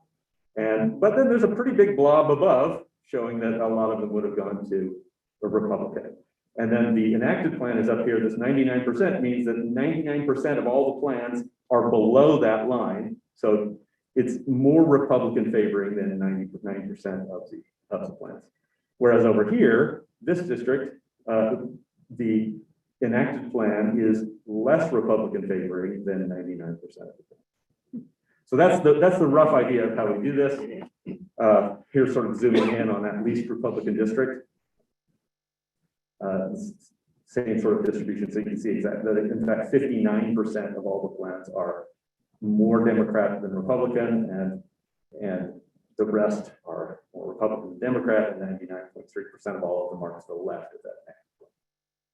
And we can do that for each of these. So the Senate looks a little bit different. I'm thinking I'll skip over the multiple examples. If you feel comfortable with what I've said, then we can just go on. But you'll notice, let me just point out here, for the Utah Senate, you can notice that in fact, the enacted plan is more Democratic than most of them. So right here, if the enacted plan were in the main blob where you'd expect it to be, then then this district, the 5th district, would have gone to the Republicans instead of to the Democrats, right? But the way it was enacted is more Democratic than Republican. So the congressional seats look like they're more Republican than Democrat. The Senate seats look like they're more Democrat than Republican. And so we can do this similar sort of analysis for each one of them. So summarizing, if you look at this, we say the congressional seats are that key sort of border congressional seat is more Republican than 99% of all of the million plans. The Senate seat is more Democratic than 93% of all the million plans, and then the House went the other way. So that's roughly how we do that. And can you do, oh, I'm sorry. Yeah, Go ahead, no, go ahead. I should have asked permission. Can you do this to virtually any plan that is submitted? yes. Okay. Well, we'll talk a little bit more about things To that we any need. plan period, I guess. So Right. if we wanted to put you on retainer, you could tell us what was going to happen should any of our plans be enacted. Right, given some conditions, which I will tell you about in a minute. I don't think, maybe I'll We've got skip. one more question. Okay, go ahead, One more. please. Tyler, I'm just looking at the statute that created us, that we're working on. It said, we may adopt a standard that prohibits the commission from using the following: 1, partisan political data, political party affiliation information, and voting records, and partisan election results. So Right. you're talking here a Republican and Democrat, which I sense from what the statute says we can't consider. Right, so now I'm not legal counsel, so, but my understanding of the statute is it says you can't use that, but then you're supposed to use someone to help you identify, to use the latest scientific methods to identify if it's fair or not.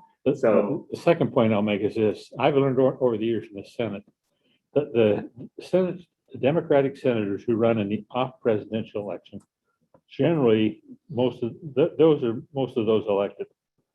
So if you go back up and look at the Utah State Senate and look at the Democrats, when they ran and they won, it was years there was not a presidential election. The year there's a presidential election, especially like a Mitt Romney or something like that that's really popular, the poor Democrats just get swamped under because so many people come out and vote, Straight ticket. around. So And that's something you'll have to look at, is whether you want to consider, whether you want me to, or whoever does this, to consider partisan data from a presidential year or from a non-presidential year. I think that could impact what you're talking about, just how the voter turnout is. Absolutely. So I'll just point out that some of the traditional metrics that people like to use are definitely broken in Utah. In fact, most of them. So this percentage here on the left, then the up and down is the percentage of Republicans in the least Republican district, and right to left is a score that is very popular among redistricting commissions, or the mean median score. And the mean median score is supposed to be more, indicate that you are more Republican leaning if you're more to the right, and more larger positive values, and more Democratic leaning if you're more to the left or negative values. And this least Republican voter score should be more Republican if you're up and less Republican if you're down. And you'll notice this has a negative slope, which means that the mean median score is saying exactly the opposite of the truth. That is, it's labeling as a Republican gerrymander plans that are more Democratic favoring, and labeling as a Democratic gerrymander plans that are more Republican How did favoring. that happen? Well, as I was saying, it happened because people make a theoretical argument, an abstract argument for why this ought to be a good thing, and it might be a good thing in certain circumstances, but it isn't sort of universally true. The theory doesn't always work out on the ground. Right. And that's one thing that we've learned by recently, over the past 10 years, by looking at these ensembles, these massive collections of plans, has illuminated a lot of things that we didn't know before. You'll notice also, you can tell that the previous redistricting commission almost certainly used the median score, because the enacted plan has essentially a perfect score, almost exactly 0. Right, and you can move up and down with that. You can change the percentage of Republicans in that district a lot without changing that median score. So, and but they really nailed it right on. And I'm not saying that was malicious or anything. It's just you can see that that's what they were using to try to decide, is this a good plan or not a good plan? Oh yes, it has a good median score, so it's probably good. Partisan bias is another score, similar sort of properties. So, summary so far: political geography has a huge impact. Depending on how votes are distributed, you might have no possible seats to a given party, or you might have a lot of possible seats to that party. A single score is inadequate, and many traditional scores are misleading. So we need by political geography, you just mean the way they're spread across the way states. Political. So you were talking about Massachusetts, right? And it's spread so across that it's hard to find enough votes, right, in one area for the Republican candidate. Right. Whereas on that picture I had with the Mickey Mouse ears, where the Democrats are clumped into two ends, they're sort of forced to get 2 districts, even though they only have 35% of the vote share. So that's what I mean by political geography, is where the voters are relative to where the districts have to be drawn, what the constraints on drawing the districts. So, in answer to Commissioner Durham's question, how could we apply this to your situation? Well, some things we're going to need in order to evaluate plans is clear list of what your requirements are, what you consider a valid plan and what you don't consider a valid plan. Previously, for 2011, that was easy because it was just relatively compact, population equality and contiguity. And the definition of contiguous was just that the precincts were adjacent to each other. But that's not always, just because they're adjacent, as I showed in that map, right, doesn't mean that there's a road connecting them or that there's any real sense of people being connected. So you might have a different definition of contiguity. You might want to adjust the population deviation. I think the statute says allows you up to 10% deviation for your smaller districts. That's a big variation. You might want to be small. And so I would need to know that before we drew plans, because we want our plans to fit whatever rules you have. In the past, there were a lot of empty blocks, and maybe our census expert is gone. It sounds like most of the empty blocks are now gone or have been merged into others, but in the past there were empty blocks and whole sections of precincts had no people in them, and so it wouldn't make sense to call those contiguous, for example. I would need to know what you consider neighborhoods or communities of interest that you want to have preserved, so that would need to be specified precisely. How important is it to preserve municipalities versus counties? If by sacrificing one municipality here, I can preserve 5 counties over here, is that the right ratio? Or should I, we need to sort of know relative importance of which one should be divided versus not. And so all the other rules that are in your statute, plus any other rules you want to adopt, we need to have sort of a precise definition of what that means in order to actually do a mathematical analysis. That's contiguity. So the other thing that's important, as I said, is deciding what you think is a good representation of the political landscape of Utah. I would probably recommend a Senate 2018 race Romney versus Wilson, because neither one was an incumbent. But it wasn't a presidential election year. Maybe you want to think about presidential election years, in which case maybe Cox versus Peterson in 2020 is a better one. But some people might argue that Cox is almost like an incumbent because he just came from lieutenant governor on. So that's something for you to decide. You tell me which one of these, which of the different data sets you want to use, and then I can apply that kind of analysis. So that's pretty much it. I'm happy to go into more detail if you want, or if you have any other questions, happy to answer. So I guess one of the questions that I have goes back to that long list of criteria that you had. Yeah. When you talk about, so we would, if we were to use a kind of strategy like you've described, we would have to define clearly the rules that we want to use on each one of those criteria.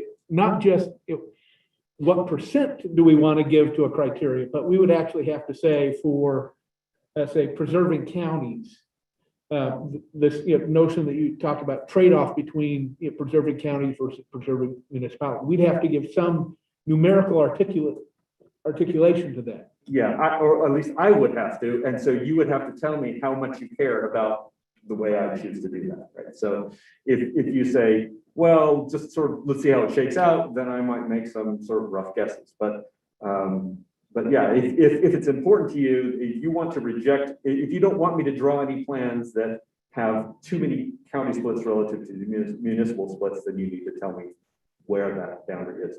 Now, you might decide that some of these things don't matter. Maybe you don't care about shared boundaries, or you don't care about, you want to just use the standard definition of contiguity, and that's easy. But maybe you don't. So what I'm saying is, you decide what you think is important, and then we try to sort of quantify it in a meaningful way, and then I could draw plans that meet those quantifications. And then going back to the issue that Commissioner Hilliard raised, this is really only about evaluating plans. We're not talking about proposing plans using this kind of strategy. Right. Because I think that would clearly be precluded from our charge. Well, and from what I've read, it's not advised either. Yeah, so I would say you should not use this method for drawing plans, not because of political considerations, because I can draw the plans without respect to any political considerations. But you still shouldn't use it for making your plans, because there are too many subtle human things that just are too hard to quantify, right? So I can give you sort of big sense of these things preserve counties, these things preserve municipalities, but communities of interest, oh, you can kind of give me some ideas like preserve school districts or something like that, but it's going to be hard for you to say, yeah, this little neighborhood here, these people really all sort of go together. You're not going to want to go through and tell me restrictions on all those, right? That's going to be something that where you get that by communicating with the constituents in each of those areas, and you'll find out that people really care that this neighborhood has to be kept together. And that's something that and there may be other considerations that you want to take into account as well. So this is really just saying, we want to sort of see what's possible to draw under the sort of big picture rules that you might say are most important. And then you pick for yourself what you think is the actual plan you want to use, and then I can use it to evaluate. Thank you. So it sounds like our job is not just to be fair, but to appear fair, so that the populace of the state will say, we can buy into this because it at least looks fair to us, and we can subscribe and participate in, as opposed to being so intricate with balancing all those interests and having it come out in some monster picture, right, of this strange district that nobody who wasn't involved in the process would ever accept. So it's trying to find that balance point between fairness and actually being fair. Yeah, and I don't think that those are hard to balance, but that's your job, not mine. Right? My job is just to tell you this really isn't fair, or well, and even that, I can't really say this isn't fair. What I can say is this plan is more Republican leaning than 99% of the other plans. If you're comfortable with that, that's a choice you get to make. If you're not comfortable with it, then you go back to the drawing board. Commissioner Bishop, did you have a? No. Let Lana go first. I just make two comments. My understanding, the population deviation for Congress is the 1%. Right. And for the House and Senate, it's 10%. So my understanding on the 10% is, say, for example, a House seat is 50,000. You couldn't be a 60,000, 40,000. You have to be a 55, 45 to get 10% between those two extremes to get the 10%. I guess you'll have to decide how to read the statute. The way I read it is 10% from the ideal, which is indeed 60,000, 40,000. Yeah. I understand that's not what courts have said, but Well, yeah, but that's too big of a deviation. But you don't have to let it go to full 10%. You can set it much more refined. Now, you have to understand, the less you let the population deviate, the fewer plans we have to, or the harder it is to find plans that work. But 10% seems extremely large to me, and it should be easy to get within 2% and probably within 1% for all of those, the House and Senate. That the school districts might be, well, yeah, so. The other question I have is counties. Most of our state elections are done by our county clerks. So I know there's a lot of pressure from them to make their county all one, so they don't have to worry about one ballot here and one ballot there. They have to, obviously, in Salt Lake, the size of it, but I think the rural counties, careful with dividing them up. There are a couple of things. I appreciate the emphasis you put on us making a decision on what our priorities are and what the criteria should be. Obviously, numerical equality is the ultimate. I don't think we can ever go past that.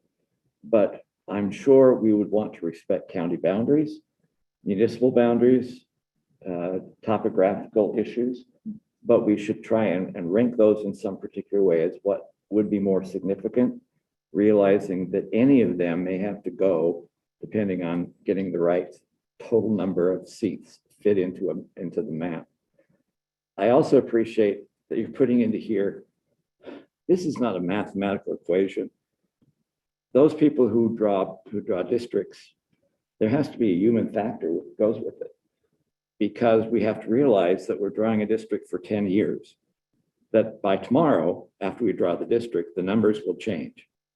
So if you really are wise in what you're doing, the commissions that have done in the past, they're looking about where the growth change will be, realizing where the age of the population will be. We have some districts that will have a whole lot of people that can't vote because they're under the age of 18. What will that change in the future? It really is looking in a long range, depending on what you're going to do ultimately. Same thing with the numbers that you put up there with the Romney-Wilson election. Who the candidate is and how that candidate draws differently has a huge impact on what it is. And so it's not just a numerical factor that we're going through this. There has to be some kind of looking just to the reality of what will happen, realizing that we're not doing something now, we're doing something for 10 years down the line. And every 10 years, we have found there are going to be some special legislative districts that will have twice the number of people in it. That's where the growth is. And some that will have less than 40% of what they should have, because that's where the growth is not taking place. And actually looking towards that should be one of the things we do that is not numerically accountable. Right. And that's why having priorities, what's most significant is important for us, but we have to realize that we're also going to be looking with some kind of human dimension. That's where those are coming in. And I'm sorry, well, in some place, we're going to have to define what a community of interest actually is. To me, that term is so subjective. It means whatever you want it to mean, and usually takes on an urban definition depending on where you are. I sometimes feel really, I find that's one of the biggest words that can be used that has a subtle definition to it. And you say you want to defend a community of interest, that's not what you really mean. It means something else, but you're using that as a nice example because that is such a subjective phrase, a subjective term. But I appreciate you bring in all these mathematical abilities of equating what's going on, as long as you realize that this is more than just a mathematical process. Yeah, and that was one of my points that I should have sort of put in big letters, that this is about evaluating whether a plan is fair or not. It's not about telling you which plan you should actually choose. So there are hundreds of millions or trillions of plans that are fair and everybody could be happy with. My job is just to make sure that you don't accidentally end up way out on the fringes of something when there are lots of other choices. And of course, there are few words that are more subjective than fair. Right. And ultimately, my job is to tell you, this is what it looks like. You decide what you think is fair. Is this percentage fair or something else fair? Or you could tell us the possible criticism as to what we're looking at. Yeah. And we can decide, no, this is the best we can do, but at least we do it with our eyes open. Yeah, I could tell you mathematical criticisms. I'm not Right. enough of a political scientist to tell you what the polls will say, but. Sure, but the comparative data, it seems to me, is really important. If you know, for example, that you put a district in the 99% rather than the 60% or the 40%, you know something. Right. Maybe we could just give a number to every citizen, starting in the one corner of the state. And when you hit 818,000, that's your district. 20,000, that's your district, and let the computer do it all. What it will look like at the other corner of the state will be sad, but. No, I appreciate all of your comments. At the end of the day, it's our collective thought process and careful thinking that's really going to drive what we do. And we want to do that in the best way we can. And evaluating that is one of the tasks that we will have. And this gives us an approach to help us think through that, but there may be other approaches as well. And so I'm grateful for Tyler to have the expertise to share with us on this and to help us see how Utah, in some ways, doesn't fit real well with some of the traditional measures that are used. Although that doesn't mean that we want to completely ignore all of those other measures as well. But we want to be cautious as we do this evaluation. Does anybody have any other questions or comments for Tyler? Thank you. I appreciate the enlightenment. Yeah. Very instructional. I guess I sit with a concern. If we don't look at the political thing, and we're just dealing with numbers and trying to get them, the closer we get to equal districts population wise, that's probably the easiest to defend. Because I know when we get through, people will go back through and say, aha, you planned this to put that. But the only way these 2 ears work, the Mickey Mouse ears work, is if you put all 100% in that big district. So you could end up with a district, so well, it's 100%, it's 99% Republican, but it may be done in such a way as so to enable one district to be Democrat. And so you're saying, well, you overstacked it, you may have to. I don't know. We're in line with that, and you probably went through that as well. In the area where you had majority minority districts and they were mandated, that also eventually skewed the partisan complexion of that state's delegation, because that meant if you had a majority minority district, the rest were going to be majority districts. And there was a total different outcome as far as the actual partisan breakup of those districts because of that value. And that's one of, so that's one of the values we could put up. Majority minority becomes significant, it would have huge impacts on what you do. So that's where. Well, you'd have to learn what they would be. I mean, I don't think they'd be automatic. It would depend on all kinds of things, but yeah, you need to know. But that's what happened in the South, specifically where that was mandated. And you saw huge political shifting because the minority districts were minority. And that meant there weren't any minorities in the other majority districts. And those majority districts were overwhelmingly majority. So, I mean, if we do that as an approach, we better make sure that we're conscious of that. As a universal approach, it would have real problems. Yes. I wonder if Tyler has looked at that, whether we need to be concerned about doing a majority minority district. Like to talk about the South. I guess I should come up with my. To the best of my understanding, in the last time around, there were no Voting Rights Act requirements for majority minority districts in Utah. But I don't know what the new data look like.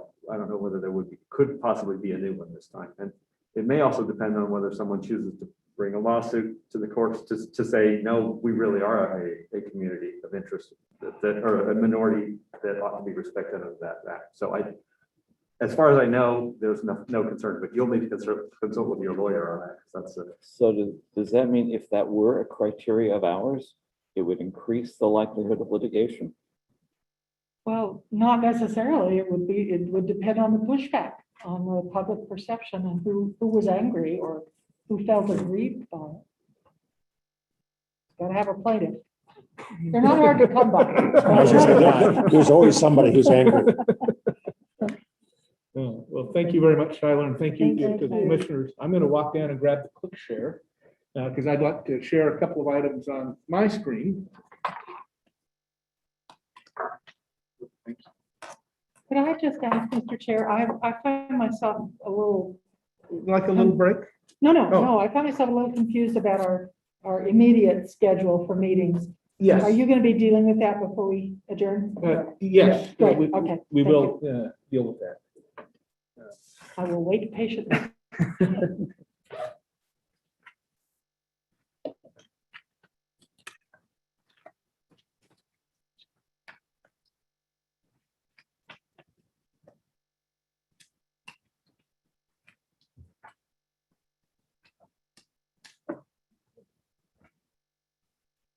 Okay.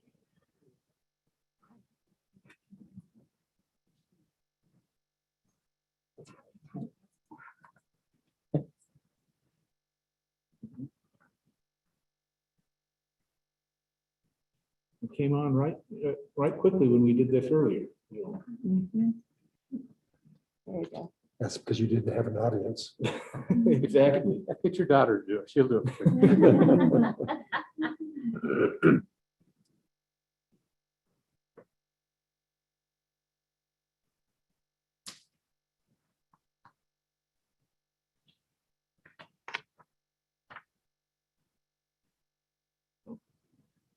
I saw preparing. There we go. Wonderful. So let me pull up, well, first, let me just mention, so the RFP closed on last Friday. We had 3 proposals that come in for each of the Voting Rights Act Council and the General Council. Were they 3 different for each group? Were they with the same people? Some of them were with the same people. And so I will be getting a phone call together with Commissioner Durham, Commissioner Hilliard, and Commissioner Thorne with the purchasing folks together with Gordon to go through the strategy for scoring so that we can get that done quickly.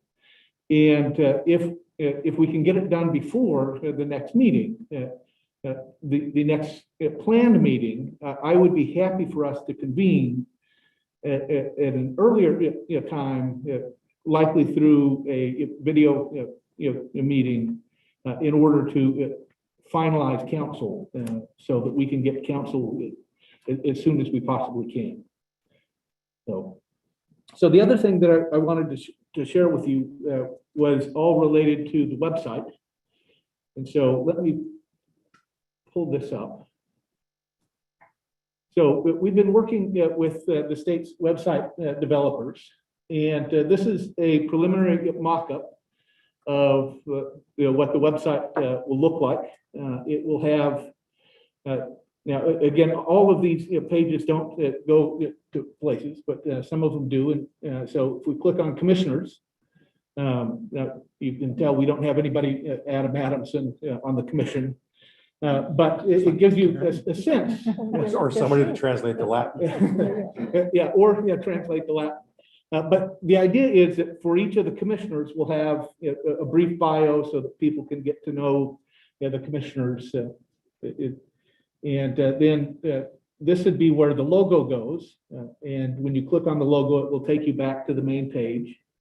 There will be a page for participating in the process. I don't think we've got much in this page yet, yeah.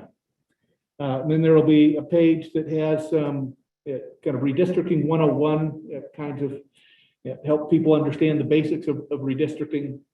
What is redistricting, who's responsible for it, why is it important, some of those kinds of things.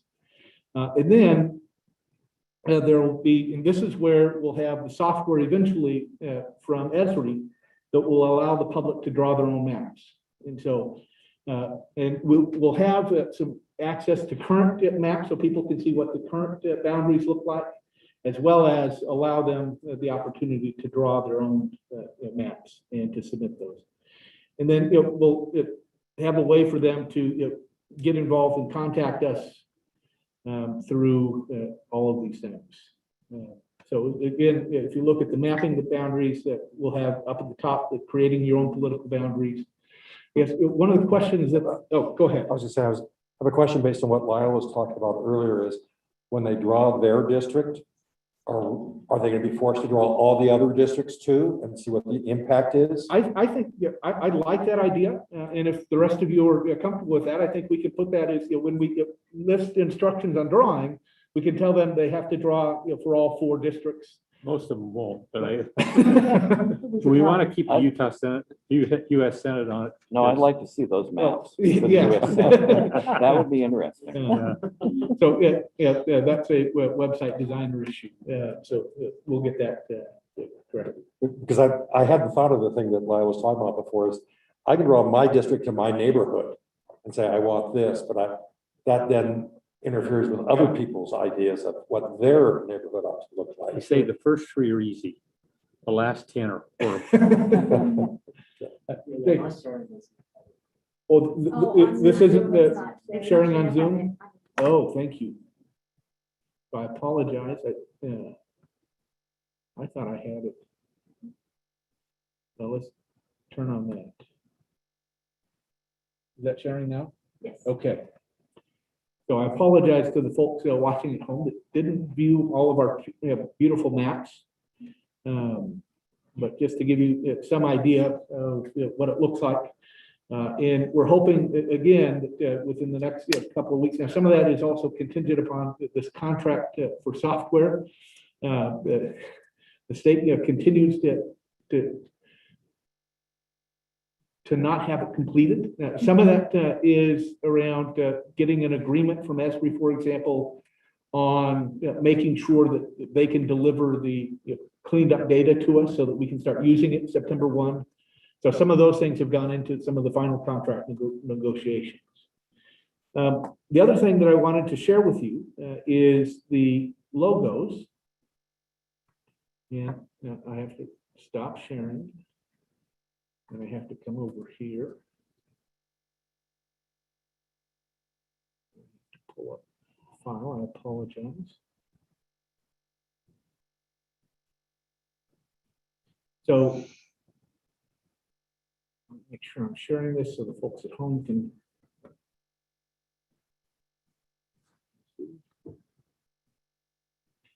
So we have a variety of potential logos. Now, right now, the color schemes, for example, they were simply chosen by our website designer. So there are no messages in the color designs. And if any of you have one that you really like or you really dislike, whether that be a color scheme or one of the images, be happy to take that into consideration as we finalize choosing the logos. So I guess, did any of you have any of the logos that really jumped out at you? Please, Commissioner Durham. I didn't, except that I prefer a logo that bolds both UIRC and Utah Independent Redistricting Commission, because those 2 terms are going to be used in the press and interchangeably, and I think it would be good. I mean, I noticed there's one that's great on the UIRC, but then the Utah Independent Redistricting Commission is so small you can't really see it. Okay. So I would think for those to have equal value in terms of size and readability would be useful. I have to change. I always keep calling it the reapportionment. I can't do that. It's got to be called a redistricting. Commissioner Baker, I think you had. I did look through these, and on the 3rd page, The one in the upper right is what stood out to me. It has the shape of Utah. It has 4 congressional districts. And the name itself stands out very well, so. Yeah.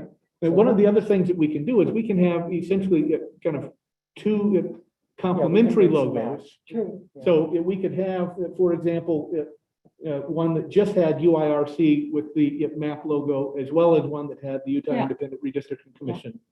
It's a way to keep that connection. So thank you. Other comments, reactions? Okay. We'll, again, now that we have Gordon on staff, I don't have to be the only eyes that look at this. And so, Gordon, no pressure. But Gordon will help us get a logo that we can. Well, and I'm sure if you can narrow it down to 2 or 3, we'll vote. Yeah. But at this point, it's Yep. inaccessible. Terrific. Yeah, but just wanted to give you some sense of kind of the creative process that had gone into this. And grateful for our designers. Okay, so let me stop sharing. And Mr. Chair, is there, you talked a little bit about timeline for the website. Yes. So do we have any? so we're within a couple of weeks of being able to go live. It's the key issue right now is getting the text for. So I have bios, for example, on most members of the commission. It's editing those down so they're relatively comparable in size, and then getting your bios to make sure that we're not misrepresenting you. And then coming up with some text also for the redistricting 101 kinds of piece. My thinking is that for some of that, we might point to sources like the NCSL resources on redistricting, so that we don't have to create from scratch all of this about redistricting, that we might point them to authoritative, reasonable sources. Great, thank you. So, so the last thing that I want us to talk about is about future presentations and kind of when our next meetings are. So I've been in conversations with a couple of folks for our next meeting that we have scheduled for the 25th of May. And it seemed that 4 o'clock was a reasonable time for everybody. Okay, so we'll go with the 4 o'clock again. I've had some conversations with some attorneys that do a lot of redistricting stuff nationally. One of them helped write this book, the Redistricting Law 2020, which I've asked NCSL to get copies for all of you. That still hasn't arrived, so I sent another email today, trying to follow up on that. It'll be a 10-hour test. Yeah, it is hefty Open reading, book, hopefully. but yeah, hopefully open book. And so one of the authors of this text is historically more affiliated with Democrats. And in talking to him, he suggested that he bring a partner in crime, so to speak, a Republican expert to talk to us as well. And so we're working on having them for the 25th to come with us. I've been talking to a scholar who's looked at the success of commissions the last time around. And I've asked him to give us some feedback on what were some of the characteristics that made commissions more successful than unsuccessful commissions. But I'm wondering what other information would you like to have presented? I know we talked a little bit about it. Would you like more of a kind of detailed conversation around each of the criteria, for example, where we bring in somebody to talk, and I don't know what the time is, whether it's 20 minutes or a half hour, but on each of the criteria. I'd like the information about what plans, what aspects of the plans ran afoul of court decisions. Okay. What things we cannot do or should Yeah, not do. that might be good to come from our legal counsel when we get him or her.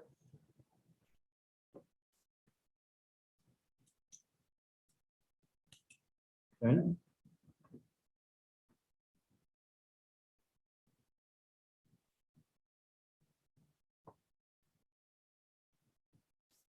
Other things come to mind. Yeah, I do, I'm I keep coming across so many terms of art that, and for the most part, I could Google them and figure out what people are talking about, but I would be really interested in any scholarly work on things like community of interest. Who studied that? Who came up? What's the history of the term? What was it intended to do?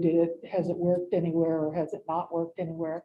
And then there are others on our list of priorities that one doesn't come to mind at the moment, but. So just as an FYI, I spoke with a professor at the law school of Ohio State, echoes that somebody. Oh, was it Commissioner, Steve Hoffner? Yeah, Steve Hoffner. And he's done some work on redistricting and other aspects of election law. Right. And he contacted somebody at Stanford on our behalf and asked them about the communities of interest. And so there's an article from 2013 was the one that they highlighted. Now there possibly are others, but at least I'll share that one with you, and we'll look for some of these other kinds of things as well.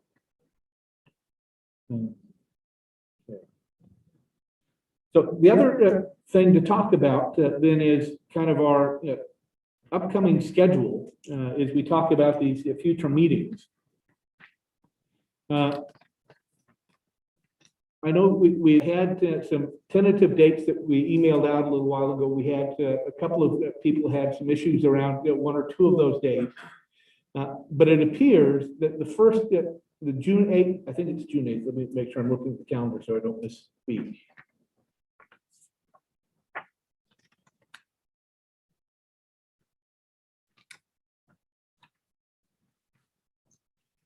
So the next meeting would be the 25th of May, and then the meeting after that would be June 8th, and then we would start meeting on a weekly basis. But it seems to me that there was at least one of those weeks where we had one or two people that had some conflict. So I'll send those out, and I'll follow up with those of you who haven't gotten with me for sure.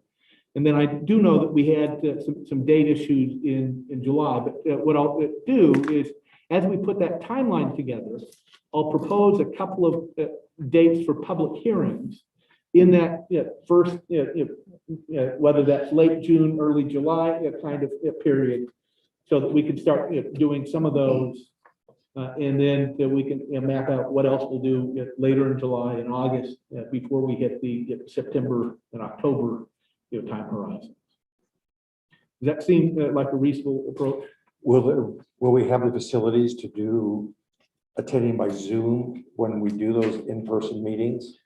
Yes. So if three of us can make it the meeting, the others can at least observe and listen. Yeah, well, and participate. So the way we've got Zoom set up right now is we have it set up as a webinar. And so all of the members of the commission, if you're participating online, you would be a panelist in that webinar. And we'd be able to share you, and we could put you up on the click share so we can all see you as well as the people online that would be able to see those who are participating. I do know that there will be at least 1 week, maybe 2 weeks, for example, in June, where I'll need to participate online as we're taking my daughter back to Virginia. But I don't want us to necessarily have to hold up because I decide to go gallivanting across the country. So we'll just enjoy the Wi-Fi of a hotel somewhere, and whether I'm in the middle of Nebraska or wherever, we'll make sure this happens. I'd say Gordon probably ought to check when we start zeroing in on towns to find out about the town. For example, we may pick a day to go to Roosevelt, but that's Roosevelt's Cowboy Days or something. And so I think it's going to be important. And that's a great point. The other thing is, as we start traveling around, we have to be thinking about venues. There's some things that we haven't necessarily had to think very carefully about. Here, some of that issues like security. You call a county sheriff. Yeah. Just tell the county sheriff you're going to be there. You'll have. And so we just have to make sure that we've thought through some of those. I've talked to Gordon about starting to help us think through our communication strategy to publicize these efforts, and we may bring on some additional staff to do some of those kinds of things. that'll be some of the kind of heavy lifting that we have Gordon helping us with now that we've got him on board. Today is his first official day. And we've got him at least 3/4 of the way through his paperwork, so. He hasn't run out screaming. Please, Mr. Commissioner Chair, Hill. as we go through all of these preparations and we talk about and think about how we are communicating with the public, to let them know when we are going to be visiting specific regions and what our timeline is.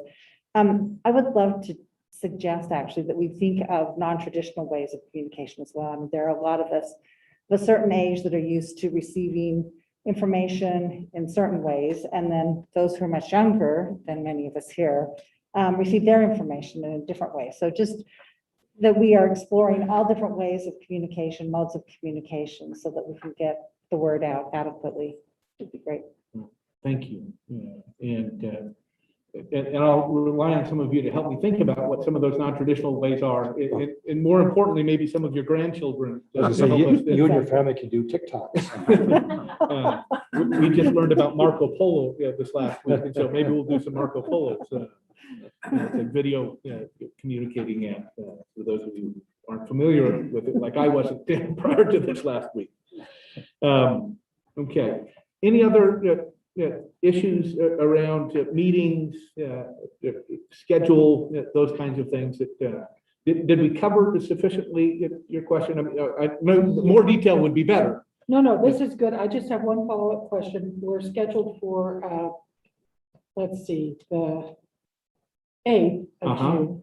Will we start our weekly on the 15th or? Yes. Okay, that's good to know. Thank you. Okay, we've covered everything that we have on the agenda.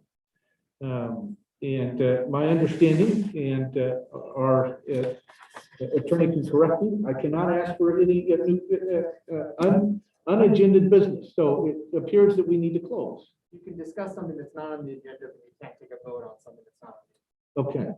So are there any other items that we ought to discuss that we haven't covered? Are you looking at hiring staff to help? Yes. Or Yes. And so one of the things that we just got, did I email you today? I emailed so many things. A sheet from Virginia. That ring a bell with anybody? Okay, maybe I only shared it with Gordon. So we just, Virginia held one of their first meetings or early meetings on Monday. And out of that, they did a review of different commissions across the country. And one of the things that they had were the listing of staff that they had in each of the commissions. And so one of the things that we're going to do is talk through some of those alternative staffing strategies. My guess is we probably don't want to be like Montana, who only has about a $600,000 budget. But we also won't be like California that had something like a $17 million budget. So given that we've got $1 million, it sounds like a lot until you start adding lots of staff and thinking creatively about how we communicate to make sure we get the word out. Okay. Anything else? Just a quick question on the software. Was Esri officially selected? So Esri was selected as the software vendor for the public mapping and Maptitude. I believe that's the correct name of the other software for the other element, but it's an add-on onto ArcGIS. Rex? Yes. Yeah, it was not Maptitude. It was Autobound. Autobound. Thank you, Jerry. You're welcome. Appreciate that. I appreciate you hanging on all of this time. Bless your heart. Oh, no. Yeah, you bet. Yeah. So Autobound was the other one. So does that mean we'll be using the same software? Well, we get to make that decision, and as soon as they have a finalized contract where we can actually talk about what the price is, and my understanding is we're getting close. Is that correct, Jerry? Wait to see if you're on mute for that. Yes, the RFP has been finalized. We have authorized the Maptitude, the Autobound Citygate product and the Esri product, and we're just in contract negotiations now. just for the, the minor details of the purchasing agreement. As we get that software, is that something we can put on our own computers, or do we Yes. need to put it on just state computers that are So, air gapped or whatever? so we've ordered computers for most of the members of the commission that requested them. And again, this is something that until I see that final contract, I won't know the complete answer. But my assumption is that we will have access for the members of the commission to use the software. And I mean, we'll definitely have access to the public, the version of the software that the public's using. But I think it's likely that we'll also have access to the ones that our staff will use for the internal line. And will there be an obligation to keep that on just the state equipment, or can we put it on our? I don't know the systems? answer to that. Oh, until I that's an see the important contract. question. Yeah, and as soon as we see that contract, we'll better know if some of those kinds of issues. The grandma request. Yeah. That's all So, you'll Yeah, do. exactly. yeah, well, and that's one of the reasons why we want to have this on a computer, so that if you do get a grammar request, if, for Right. example, we could, Well- you don't have to you sort through what's on my personal stuff versus what's on the commission's. I'm just rethinking my decision not to ask for Yeah. a computer. Yeah, well, yeah, Or a subpoena lawsuit for your computers? yes, Oh, wow. so, And then I'll tell you another problem is that you'll get an email from a friend even, and they'll start raising issues about the thing on your own personal computer. So when the grandma comes for any material you've done, it's not just, and I know I had a real problem as a lawyer because a lot of my stuff was confidential on my email that I couldn't just turn over to people. So it can be a Okay, nightmare. we may need little cheap computers for yeah, all of us. and we will continue to work through that. I know getting computers has been a slow process. Computers and maybe specific email addresses to Yes. the computer, or commission business. Yes. Yes, and so we will continue to follow up with that, with Gordon and the IT folks. Okay, other issues? Okay, well, thank you very much. Let me add, that may be important too on this aspect, because I understand reading the law. We can't have any private conversations with people. That's correct. And so if we get an email or somebody comments, the best thing is to say, submit your plan. Don't talk to me. I'm not going to pay any attention to it because I can't have private input on what we're doing. I think that's something our attorney needs to sit down and explain to us. We do, yeah. I Yeah. mean, one option would be to forward all of that to some centralized database. Get it off, well, that doesn't get it off your computer, but at least it discloses it. You had asked once about a different legal opinion as to how far that goes. We can't talk about anybody about a line. We can't talk about lines or maps. Does that include overall philosophical statements about things? Yeah, An open meeting, we could do it. There's just Well, can you talk to But if somebody about- comes up Yeah, and but- says, we want the counties to be put together For- in for- separate districts. well, for example, I was at a venturing activity, teaching kids about climbing on last Thursday. And one of the other people said, well, don't do what they did to us and they put price into our district.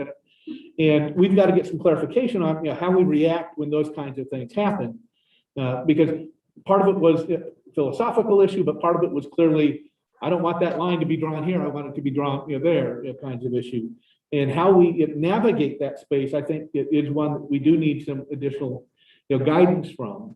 And And there is a difference between a line, does price go with Wellington or not, or just saying we should keep counties together as much Yeah. as possible. yeah, That's a different type of. Or how often does the commission meet? Yeah. yeah. Thank you. Okay, well, with that, we will close the meeting. Motion to adjourn. We have a motion to adjourn and so moved. And we will reconvene on the 25th. And thank you for doing it. Thank you. Oh, you bet. Yes.